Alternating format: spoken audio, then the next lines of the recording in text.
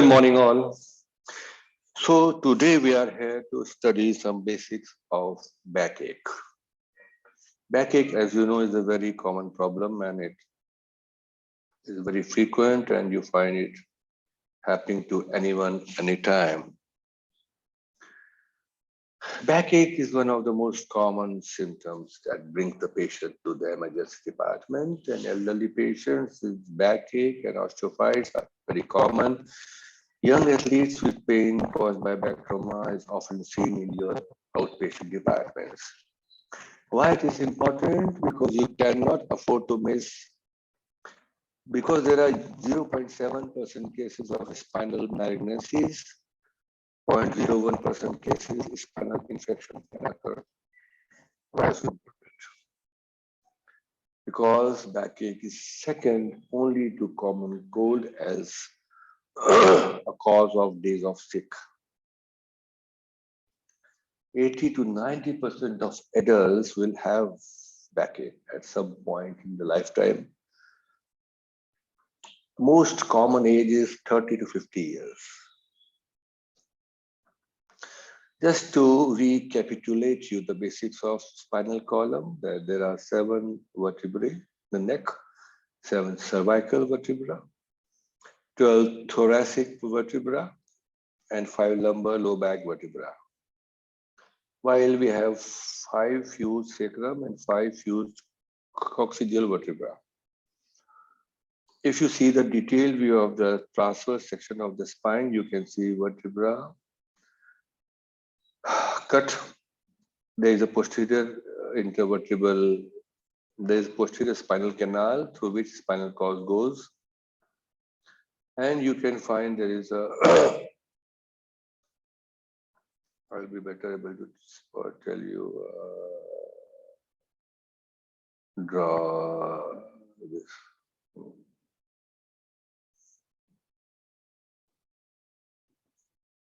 This is a spinal cord, and these are the intervertebral, these are the spinal nerves coming out of the intervertebral foramina.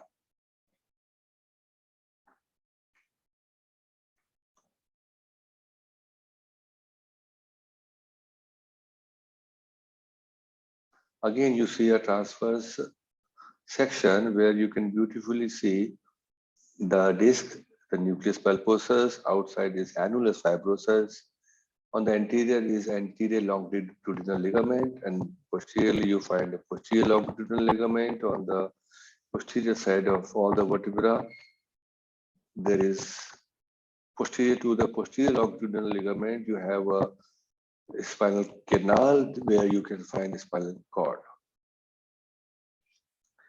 The intervertebral disc is very important for an orthopedic point of view. The central part is a jelly-like soft tissue in the center part, which is called as nucleus pulposus, and the outer part is annulus fibrosus. The annulus fibrosus are arranged in the form of lamellae. This is the schematic diagram where you find that the spinal nerves, how the spinal nerves coming from the dorsal and the ventral tract go to the various part of the human body. Now let's understand one basic thing about the nutrition of the intervertebral disc. The discs are located between the vertebra in our backs, which act as shock absorber for the spine. These discs begin to lose blood supply by the age of 20 years. And we can only feed our disc by moving fluids into and out of them through mechanical compression and through decompression. One reason to move while at work is this, that when you move by compression and decompression, you get the nutrition pushed into the disc, intervertebral disc. What do you understand by epidural space? It is the potential space between the dura and the ligament of flavum. It contains nerves, roots, lymphatics, blood vessels, and the fatty tissue. Blood supply from anterior spinal artery and paired posterior spinal artery uh, supplies the epidural disc space. What is the basic aim to assess the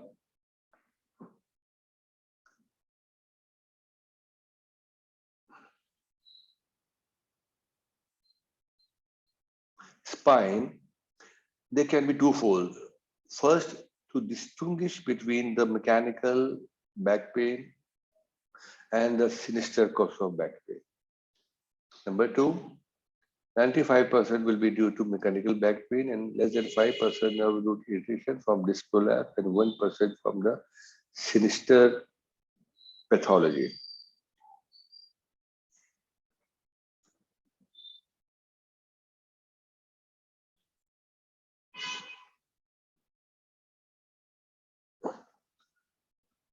Why do you intend to diagnose correctly?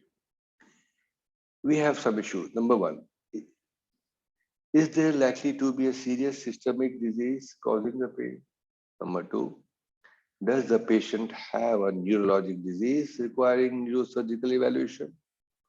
Or is there a psychological stress that might be exacerbating the patient's condition? What is the etiology of backache? When a patient comes to you, he always asks you, sir, ma'am, what is the cause of my backache? And then you have to think about the etiology. Etiology can be multifold, and that can be grouped into various headings. First is spinal cause, then there can be abdominal causes. Etiology can arise from retroperitoneal areas. Backache can arise by pulmonary causes. It can be systemic causes, or rarely, not often, but occasionally, the patient can have a functional etiology for his or her backache. What can be the differential diagnosis of backache? First was, as we saw, was spinal cause. That can be central disc herniation. That can be a tumor. It can be infection. Infection can cause vertebral osteomyelitis, or it can just be a epidural abscess, or rarely in India, you can have brucellosis.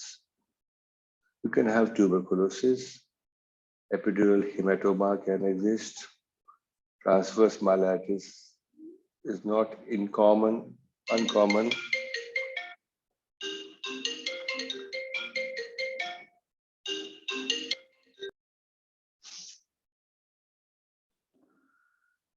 One of the most common causes of infection in spine in India is tuberculosis. Tuberculosis, all it is the motive of intention of Government of India to eliminate TB in by 2025. Epidural hematoma can be a very common cause. Transverse myelitis, spinal canal stenosis, as we see in senior people, is a very important cause of backache. And the patient presents with the claudication history where when the patient starts to walk, he's okay. And then after a few steps, he starts getting pain in his calf. And when he takes rest, he again gets a pain. So that patient needs surgery. One of the very interesting causes of ankylosing spondylitis is ankylosing spondylitis that causes backache. Ankylosing spondylitis is seen mostly in young adult males who present with a stiff back, unable to flex forward, and these children, these boys, ultimately end up in a stiff spine, and they may sometimes end up in stiff hips, knees, shoulders, ankles, any of the joints, because the basic pathology is Formation of bone around the joints. The cartilage, the capsule, the ligaments, they ossify.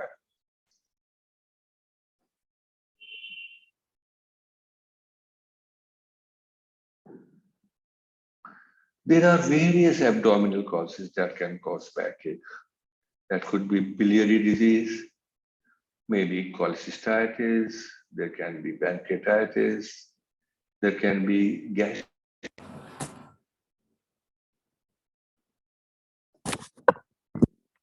or it can be due to gynecological diseases that can be ovarian torsion, masses, or abscesses. There can also be retroperitoneal causes, including aortic aneurysm, dissections, RPH. The pain can also be due to renal stone or renal tumor, or there can be abscess in the kidneys or obstructions. The backache can also be due to pancreatic causes, abscesses, pancreatitis, or there can be a lump or lesion in the pancreas. There can be causes from the lungs. Any progress inflaming the posterior parietal pleura, tumors, infarctions, infection, pleurisy. Systemic, systemic causes can be also part of backache. There can be endocarditis and bacteremia. There can be transfusion reactions. Now, just to know something about gynec causes, there can be uterine prolapse. There can be renovaginal fistula. It can be due to chronic cervicitis. There can be tumors from endometrium or cervix. Endometriosis is a very important cause. Pelvic congestion is one of the cause. PMTS can be a cause of backache. Uterine contractions can be a cause. Menstrual bulimia can be a cause. And osteoporosis is very important cause of backache. Now, why it is labeled as gynecological cause? Because after menopause, estrogen falls and that causes withdrawal of estrogen causes withdrawal of calcium from the bones, and the ladies get osteoporosis and they have backache. What do you understand by benign mechanical backache? Usually works in the morning, then improves with activity, varies with posture activity. Usually it is low back pain. Some pain can also radiate to buttocks and thighs. Dull, poorly localized pain can be seen. Cause cannot be attributed to any specific pathology. What's degeneration? What do you understand by degeneration? Do you know something about Miss India? Yes, she is. Miss Abraham. She was the first Miss India who looked this way when she was crowned, and now she was seen this way. This is called as degeneration.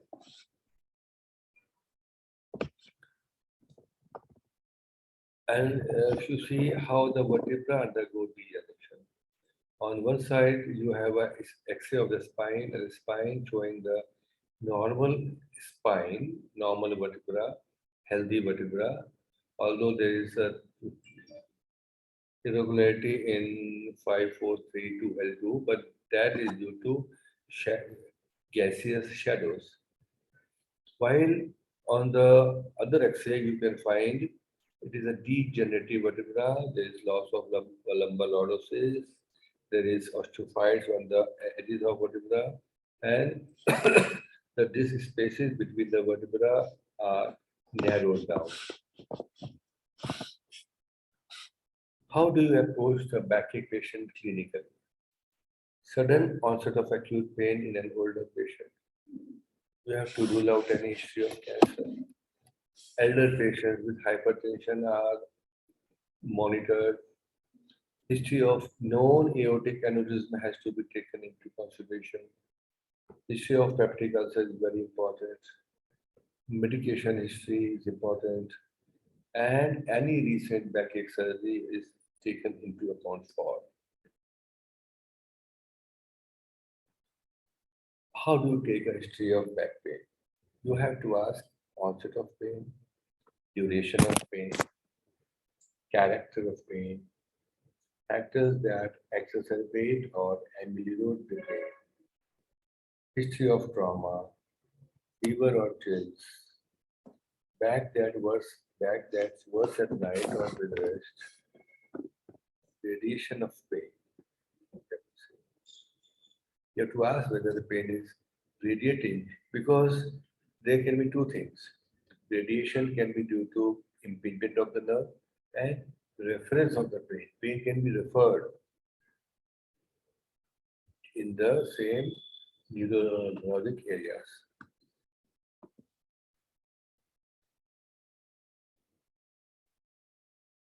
Clinical approach.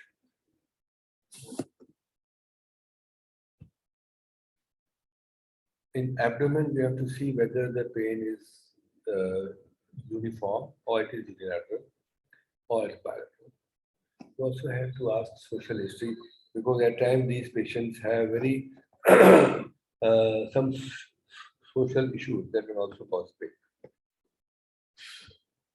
When the question arises of nerve pain, you always are confused. Is a radiating pain or a refer pain?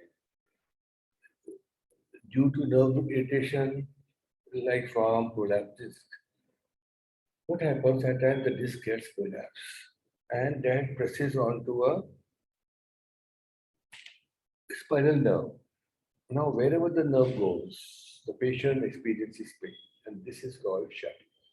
If the nerve was shut, this is the classic example of radiating pain. But if the pain is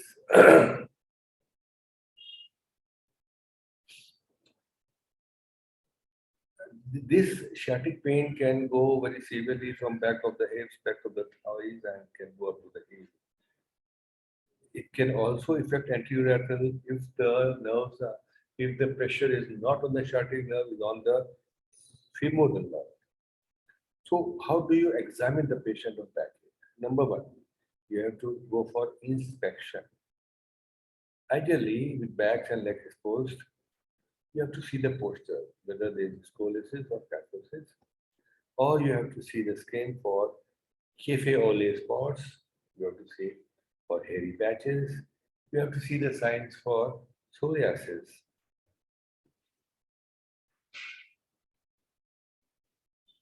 Prolapse disc may cause lumbar sclerosis, flattening or reversal of normal lumbar lordosis. These are the cafe au lait spots. They are seen at birth, and when it has been seen, when if they are more than 6 in number, they can be of serious concern. This is an X-ray of psoriasis. You can see how shiny, bright areas of skin patch can be seen.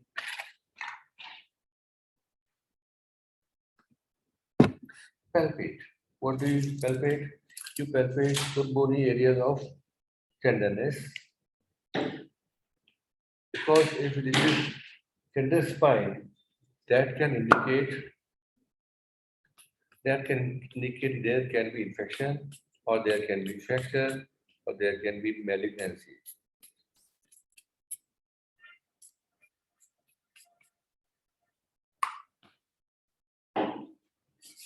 The patient leaning forwards, check for tenderness between the vertebral spines and paraspinal muscles.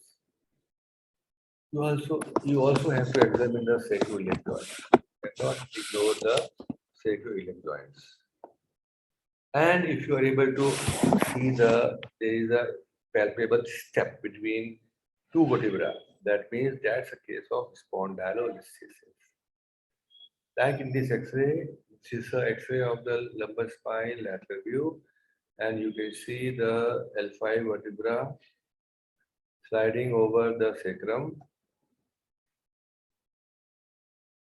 Uh, this is a case of spondylolisthesis. Is there any role of percussion in spinal cord?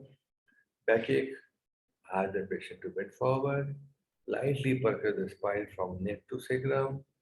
Significant pain is a feature of infection, fractures, and nucleus. There are three things that on percussion if you feel: infection, tumors, nucleus, or fracture. If the patient is giving disproportionate, exaggerated response, that you must be suspicious, that could be non-organic. Movements. Movements, you have to ask for flexion and do Schober's test. What do you understand by Schober's test?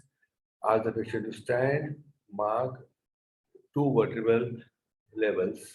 One maybe at 4-5 by a transverse line, upper 10 centimeter, you mark again a transverse line, then you ask the patient to bend forward.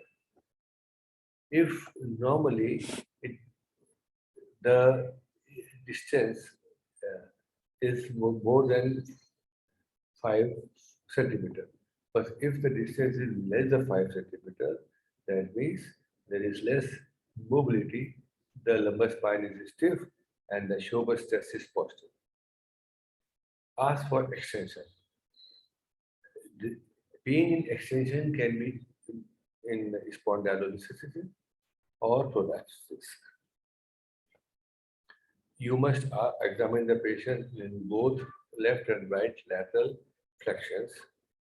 You may examine the patient in rotations, seated, movement is thoracic. You have to examine hip and sacroiliac joint because just like lumbar spine, even the pathology in the hip and lumbar spine causes radiation of pain from hip and sacroiliac joint to otherwise, to in the thighs and the hips. So unless you examine the hip joint, unless you examine the sacroiliac joint, how will you differentiate whether the pathology is in the spine or in the hip or in the sacroiliac joint? Faber's test. What is Faber's test? Faber means flexion, abduction, ER is for external rotation.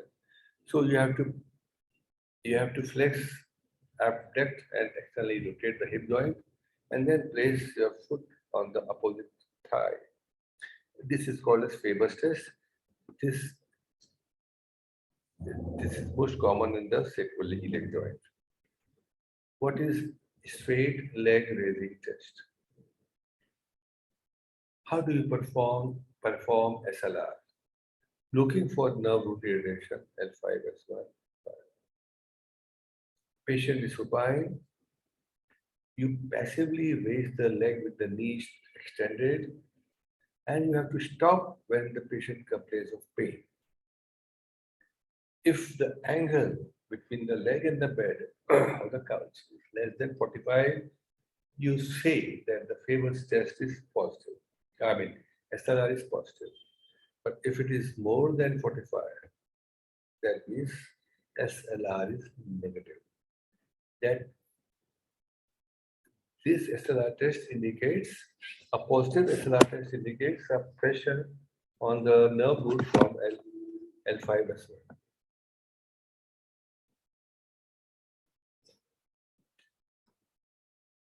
In this picture, you can find that the SLR is positive and negative. How do you perform SLR? About 95 to 98 of all lumbar disc herniations involve L5S1 roots. The majority of these herniations affect the L3 and L4 roots. how do you differentiate between the nerves involved just by examining? See, if the disc, if the lesion is between L3 and 4, there would be decrease in the strength of knee extension, a compromised knee jerk will be there, and decreased sensation on the middle side of the knee will be there. When the lesion is at L5, the L5 root, there will be impaired sensation on the great toe.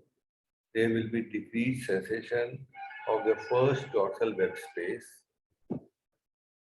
and there will be no reflex changes. So, if there is a patient who has a disc prolapse, classical, SLR positive, and no reflex changes, what does it indicate? That means cordyceps is spared, ankle space, because the involvement is in the L5 nerve root. But when the lesion affects S1 root, that means there will be a weakened plantar flexion of the foot. There will be decreased sensation on the lateral aspect of the fifth toe, and there will be decreased or absent ankle jerk.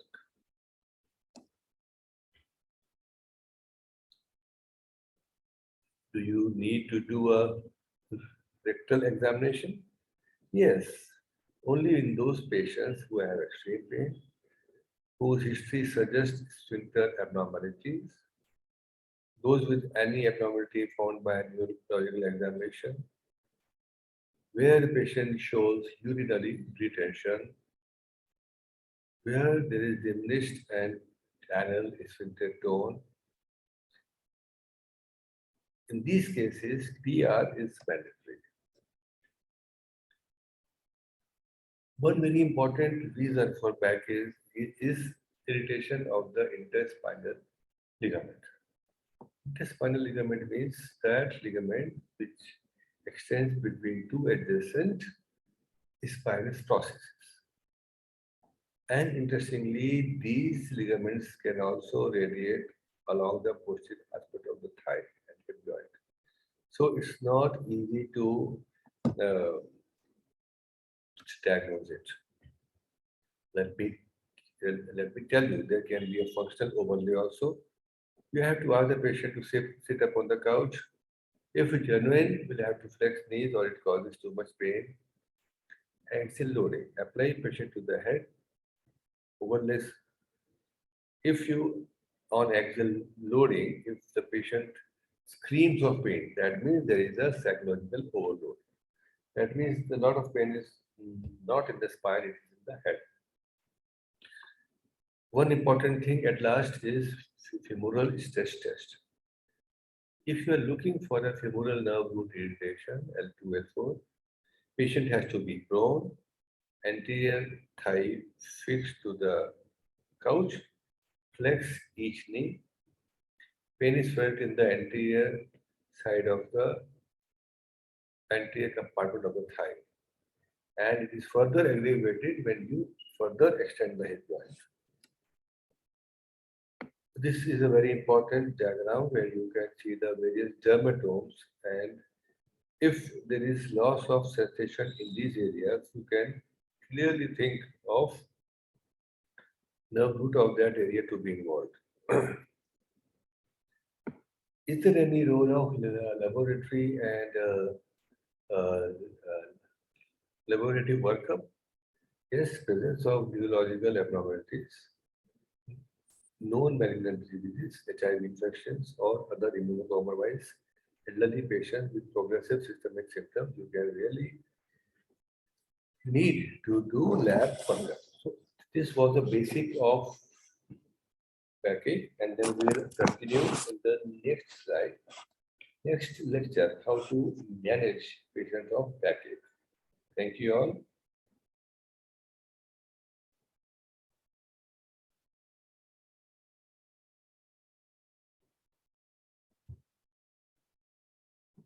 Is there any question or doubt?